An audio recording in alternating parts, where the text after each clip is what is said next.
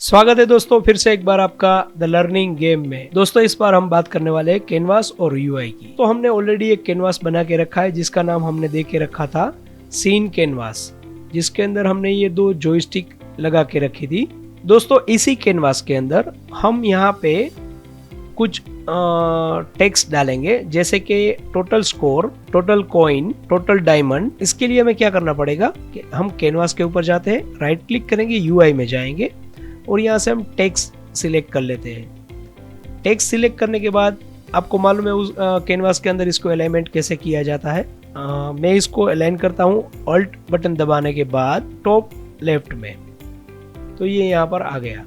ये जो टेक्स्ट है उसको आप यहाँ से एडिट कर सकते हो इंस्पेक्टर में जाके। तो मैं क्या करूँगा, इसको यहाँ पर सेंटर कर देता हूँ। इसका कलर जो है वो मैं वाइट कर देता हूँ और यहाँ पर मैं स्कोर लिख देता हूँ ऐसे ही 1 2 3 4 5 डिजिट इतना आता है। तो क्या करेंगे, यहाँ पर हम इसकी साइज 18 कर देते हैं और अब इसकी साइज सेट करते हैं। देखिए साइज सेट करने के लिए आप यहाँ से इसको इस तरीके से कर सकते हैं या फिर यहाँ से भी आप कर सकते हैं। तो उसकी जो विड्थ है उसको मैं 100 कर देता हूँ और जो हाइट है उसको 30 ऐसे ही रहने देता हूँ। पोजीशन के अंदर क्या करेंगे, अगर यहाँ पे मैं 0 कर देता हूँ तो जो टेक्स्ट है उसका 0 पॉइंट ये है सेंटर वाला, तो वो उसको यहाँ पे ले लेगा। और y को अगर मैं 0 करता हूँ तो इसका सेंटर पॉइंट y पे 0 आ जाएगा। तो हम क्या करेंगे, पहले तो इसको मैं यहाँ पे 50 कर देता हूँ ताकि ये, क्योंकि ये 100 है तो यहाँ पे मैंने 50 किया तो ये यहाँ पर आ गया। अब ये 30 है तो यहाँ पे मैं 15 कर देता हूँ, -15 करना पड़ेगा। अब देखिए ये यहाँ पे लाइन हो गया है, लेकिन मुझे यहाँ पे थोड़ी स्पेस चाहिए, मतलब एकदम सटा के नहीं रखना है, मुझे इसके साथ में थोड़ा दूर रखना है। तो मैं क्या करूँगा, यहाँ पर मैं 75 कर देता हूँ। अब यहाँ पे -15 है तो उसके अंदर मैं 25 ऐड करूँगा तो हो जाएगा 40। या फिर एक काम करता हूँ 40 नहीं, इसको मैं -30 रख देता हूँ। ये हमारा टेक्स्ट हो गया। इसको हम नाम देंगे स्कोर टेक्स्ट और इसी का एक डुप्लीकेट बना लेते हैं, इसको नाम दे देते हैं कॉइन। और इसी का एक डुप्लीकेट बना लेते हैं। डुप्लीकेट बनाने के लिए आपको इसको सिलेक्ट करना है और कंट्रोल D अपने कीबोर्ड में प्रेस करना है। इसका नाम हमने डायमंड दे दिया है। अब जो कॉइन टेक्स्ट है उसको मैं यहाँ से हटा लेता हूँ और डायमंड टेक्स्ट को भी यहाँ से इतना दूर में हटा लेता हूँ। ये जो टेक्स्ट है इसके आगे हम एक इमेज डालेंगे ताकि पता चले कि कौन सा टेक्स्ट किस चीज़ के लिए है। जैसे कि ये कॉइन के लिए तो आगे कॉइन की इमेज डाल देंगे और ये है डायमंड के लिए तो आगे डायमंड की एक इमेज डाल देंगे ताकि पता चले कि ये किस चीज़ का काउंटिंग चल रहा है। तो इसके लिए हम क्या करेंगे, स्प्राइट में जाएंगे और यहाँ पे मैंने ऑलरेडी कुछ डाउनलोड करके रखी है 3 इमेज, मैं इसके अंदर ये डाल देता हूँ। यहाँ से मैंने ड्रैग एंड ड्रॉप कर दिया इसे। अब वापस चलते यहाँ पे जो स्कोर टेक्स्ट है उसके लिए हम एक चाइल्ड ऑब्जेक्ट बनाएंगे। तो हम क्या करेंगे, यूआई में जाएंगे, यूआई में जाके हम क्या करेंगे, एक इमेज ले सकते हैं यहाँ से। अब इमेज का नाम इमेज ही रहने देते हैं और उसकी साइज जो है टेक्स्ट की हाइट के मुताबिक हम इसकी हाइट जो है वो 30 कर देते हैं और जो विड्थ है वो उसको भी हम 30 कर देते हैं। अब इसका अलाइनमेंट जो है वो यहाँ पे होना चाहिए, इसके लेफ्ट में।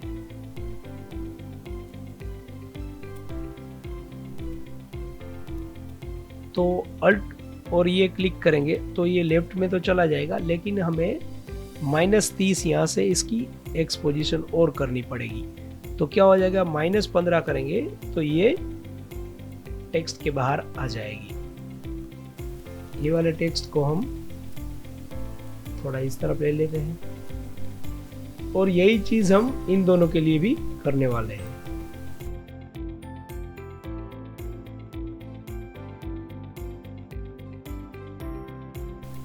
अब इस इमेज के अंदर यहाँ से हम स्प्राइट ले सकते हैं, यहाँ पर क्लिक करने के बाद आप स्प्राइट ले सकते हैं, या फिर यहाँ से आप ड्रैग इन ड्रॉप कर सकते हैं। जो यहाँ पे हमने मान लीजिए ये स्कोर वाले में हम जा रहे हैं तो यहाँ से हम ड्रैग इन ड्रॉप कर सकते हैं। ये देखिए ये इमेज यहाँ पे आ गई। अब कॉइन वाले के लिए कॉइन वाली इमेज ले लेते हैं, यहाँ से डायमंड वाले के लिए डायमंड वाली इमेज ले लेते हैं। इसको थोड़ा थोड़ा और दूर कर देते हैं, यहाँ -25 कर देते हैं, इसको भी -25 कर देते हैं, इसको भी -25 कर देते हैं।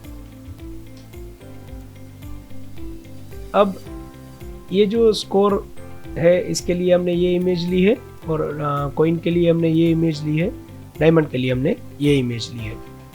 अब इसे प्ले करके देख लेते हैं। ये देखिए हमें जिस तरीके से चाहिए था वो बिल्कुल उसी तरीके से यहाँ पे डिस्प्ले हो रहा है। अब दोस्तों ये तो हमारा सेट हो गया स्कोर, कॉइन और डायमंड। लेकिन जैसे ही प्लेयर कोई भी चीज़ कलेक्ट करता है या एनिमी को शूट करता है तो इसका स्कोर बढ़ना चाहिए, या कॉइन कलेक्ट करने पर इसको कॉइन बढ़ने चाहिए और डायमंड कलेक्ट करने पर डायमंड बढ़ने चाहिए। तो इसके लिए आप जानते हैं कि हमें स्क्रिप्ट का इस्तेमाल करना पड़ेगा। लेकिन स्क्रिप्ट का इस्तेमाल करने से पहले हमें एक यहाँ पे एम्प्टी ऑब्जेक्ट लेना है और उसका नाम हम दे देते हैं गेम मैनेजर। तो ये जो गेम मैनेजर है वो क्या करेगा, इसके अंदर हम एक स्क्रिप्ट डालेंगे और वो स्क्रिप्ट ये सब चीज़ों का ख्याल रखेगी। इसके लिए हम क्या करेंगे, एक यहाँ पे एक हम स्क्रिप्ट बना लेंगे। तो स्क्रिप्ट वाले फोल्डर पे आ जाते हैं और यहाँ पे राइट क्लिक करने के बाद एक C# स्क्रिप्ट बना लेते हैं। देखिए इसका नाम जैसे ही मैं गेम मैनेजर दूंगा तो ये इसका आइकॉन जो सारी स्क्रिप्ट का रहता है वो ऐसा रहता है। गेम मैनेजर की जो स्क्रिप्ट रहेगी उसका आइकॉन चेंज हो जाएगा। मैं आपको दिखाता हूँ, गेम मैनेजर। अब ये देखिए आइकॉन चेंज हो गया, गियर वाला आइकॉन आ गया। तो इसको यहाँ से हम इसके अंदर डाल देते हैं। अब हम क्या करेंगे, इसके अंदर हम सारे फंक्शंस कॉल करवाएंगे। तो इसको ओपन कर लेते हैं विजुअल स्टूडियो में। अब यहाँ पे हम लिखेंगे public text score text comma करके दूसरा टेक्स्ट लिखेंगे कॉइन टेक्स्ट और डायमंड टेक्स्ट। अब देखिए दोस्तों टेक्स्ट के नीचे आपको एक एरर दिखाई दे रही होगी। वो एरर क्यों आ रही है, क्योंकि यहाँ पे हमें unity engine UI class use करना है जो हमने यूज नहीं किया है। तो इसके लिए आप अगर आपको ऐसी कोई एरर आती है तो आपको क्या करना चाहिए, इसके ऊपर यहाँ पे क्लिक करके आपको क्या करना है, अल्टर के साथ में एंटर प्रेस करना है। तो यहाँ पर आपको ये कुछ सजेशन देगा, तो जिसके अंदर आपको सजेशन में पता चल जाएगा क्या एरर आ रही है। तो मैं फिलहाल इसके ऊपर क्लिक कर देता हूँ। तो ये देखिए यहाँ पे उसने एक क्लास ले लिया है, तो ये एरर चली गई। ओके, तो इसको हम यहाँ पे सेव कर लेते हैं और वापस चले जाते हैं यूनिटी पर। अब देखिए यहाँ पे 3 स्लॉट आ गए हैं। तो हम क्या करेंगे, तीनों के अंदर ये टेक्स्ट हम डाल देते हैं। स्कोर वाले में स्कोर वाला। अब देखिए दोस्तों इसको चेंज करवाना है, मगर किस तरीके से चेंज करवाना है कि जैसे ही हमारा जो प्लेयर है वो एनिमी शूट डाउन करता है या फिर वो कोई भी ऑब्जेक्ट कलेक्ट करता है, जैसे कि डायमंड है और कॉइन है, तो यहाँ पे उसका स्कोर बढ़ना चाहिए। लेकिन यहाँ पर हम क्या करेंगे, टेम्पररी एक फेक फंक्शन बना लेते हैं और इसका स्कोर हम बढ़ाते हैं। तो चलिए किस तरीके से बढ़ेगा देखते हैं। एक स्टार्ट में एक फंक्शन हम कॉल करवा लेते हैं स्कोर। ये आपको बनाने की ज़रूरत नहीं, ये फंक्शन ये सिर्फ मैं आपको बताने के लिए ही कर रहा हूँ। तो आप बाद में बनाएंगे तो भी चलेगा। इसके अंदर हम क्या करेंगे, ये स्कोर टेक्स्ट को हम इंक्रीज करते हैं। इसको यहाँ पे हम सेव कर लेते हैं और इसको हम प्ले करते हैं। ये देखिए यहाँ पे 500 हो गया है। तो इस तरीके से यहाँ पर हमने एक्चुअली किया क्या मैं आपको बताता हूँ। ये देखिए ये पहले तो हमने ये टेक्स्ट ले लिए हैं, जो यहाँ पर 3 टेक्स्ट हमने डाल के रखे थे, कॉइन, डायमंड एंड स्कोर। वो हमने यहाँ पब्लिकली उसको गेट करवा लिया है। एक फंक्शन हमने ले लिया टेम्प स्कोर का, जिसको हमने स्टार्ट फंक्शन में कॉल करवा दिया है। अब वो क्या करता है, ये जो स्कोर टेक्स्ट है उसकी वैल्यू हमने यहाँ से चेंज की। वैल्यू कैसे चेंज करते हैं, तो स्कोर टेक्स्ट मतलब जो हमने ऑब्जेक्ट बनाया ये, और उसके बाद में dot text is equal to 500। तो इस तरीके से इसकी वैल्यू चेंज हो जाएगी। यहाँ पर पहले इसकी वैल्यू 0 रहेगी, लेकिन जैसे स्टार्ट होगा तो इसकी वैल्यू 500 हो जाएगी। तो उसी तरीके से हम इन दोनों की भी वैल्यू चेंज करवा देते हैं। इसको सेव कर लेते हैं, यूनिटी पर वापस चलते हैं, और जैसे ही प्ले करेंगे तो इसकी वैल्यू चेंज हो जाएगी। ये 500, 25 और 1 2 3 5 4। दोस्तों कई दिनों से मैंने कोई वीडियो अपलोड नहीं किया था क्योंकि मेरी तबीयत ठीक नहीं थी। अब मैं डेली कम से कम एक वीडियो तो अपलोड करूंगा ही। अगर आपको ये वीडियो अच्छी लगती है दोस्तों तो इसे लाइक ज़रूर कीजिएगा, ताकि मुझे पता चले कि मेरे पढ़ाने का तरीका आपको पसंद आ रहा है कि नहीं आ रहा है। तो अब हम दोस्तों क्या करेंगे, एक प्रीफेब बनाएंगे डायमंड का और कॉइन का। आपको प्रीफेब बनाना आता है, इसलिए इसके अंदर मैं ज़्यादा समय बर्बाद नहीं करूंगा। तो मैं फटाफट से प्रीफेब बना लेता हूँ।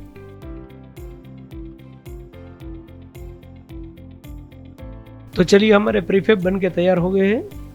ये कॉइन में यहाँ पे डाल देता हूँ और डायमंड भी यहाँ पे डाल देता हूँ। डायमंड मान लीजिए मैंने यहाँ पे रख दिया, और कॉइन को मैंने उठा के यहाँ पे रख दिया। प्लेयर स्क्रिप्ट के अंदर चलते हैं, और दोस्तों आपको याद होगा कि प्लेयर बुलेट के अंदर हमने एक ये वाला फंक्शन यूज किया था, ऑन कोलाइजन एंटर 2D। तो यही फंक्शन हम कॉल करवाएंगे प्लेयर में। प्लेयर बुलेट में हमने क्या कंपेयर करवाया था, कौन सा टेक कंपेयर करवाया था, एनिमी वाला।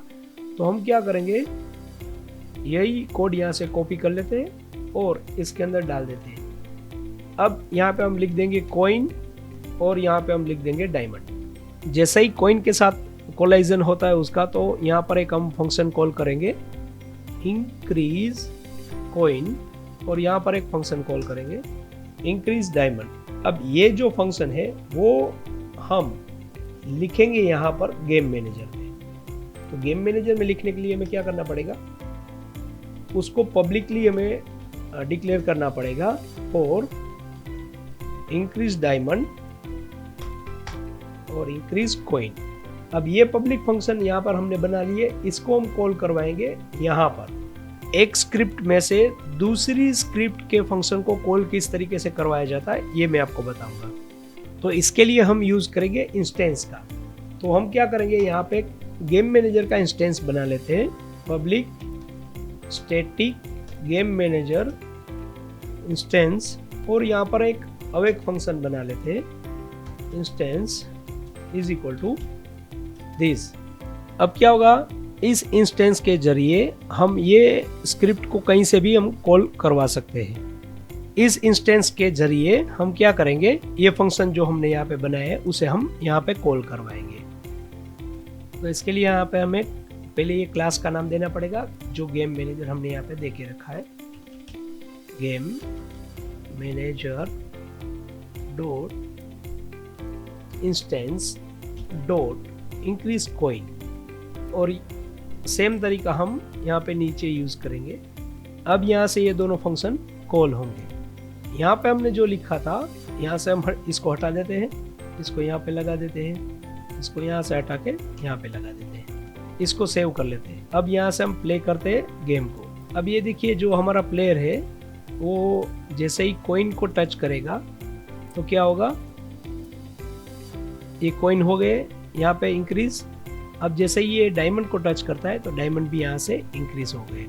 लेकिन अब क्या करना पड़ेगा दोस्तों कि ये जो जैसे ही इसको ये टच करता है, ये मतलब डिस्ट्रॉय हो जाना चाहिए। ये ऑब्जेक्ट जो यहाँ पर है वो जैसे ही ये डायमंड को टच करेगा तो डायमंड डिस्ट्रॉय हो जाना चाहिए, और कॉइन को टच करने पर कॉइन डिस्ट्रॉय हो जाना चाहिए। तो इसके लिए हम क्या करेंगे, एक स्क्रिप्ट बना लेते हैं जिसका नाम हम दे देते हैं आइटम, और उसके अंदर सिंपली एक फंक्शन हम लिख देते हैं, इसकी हमें कोई रिक्वायरमेंट नहीं है, ऑन कोलाइजन एंटर 2D। यही जो हमने यहाँ पे कंपेयर करवाया था वही हम कंपेयर करवा देते हैं। यहाँ पे हम लिख देते हैं प्लेयर, और यहाँ पे हम सिंपली लिख देंगे destroy object, destroy game object. अब फिर से प्ले करते हैं, फिर से यूनिटी पे आ जाते हैं, और इसके अंदर हम ये वाली स्क्रिप्ट ऐड कर देते हैं। डायमंड के अंदर भी ये वाली स्क्रिप्ट हम ऐड कर देते हैं। और यहाँ से हम इसको प्ले करके देख लेते हैं। अब देखिए हमारा प्लेयर यहाँ पे जाएगा, जैसे ही डायमंड को टच करेगा, कुछ एरर है दोस्तों, देखनी पड़ेगी क्या है।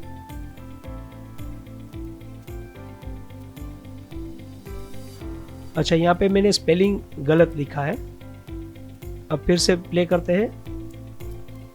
ये देखिए जैसे ही कॉइन को टच किया, डायमंड को टच किया तो डायमंड गायब हो गया और यहाँ पर स्कोर भी इंक्रीज हो गया। अभी ये जैसे ही कॉइन को टच करता है तो यहाँ पे जो कॉइन है वो 25 हो गया और कॉइन भी गायब हो गया।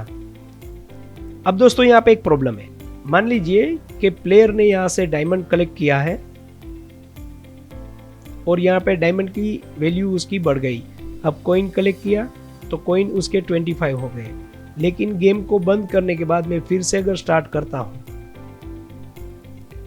तो वापिस ये 0-0 हो जाते हैं। तो उसके लिए हमें क्या करना पड़ेगा कि उसका पुराना जो स्कोर है वो कहीं पर स्टोर रहे।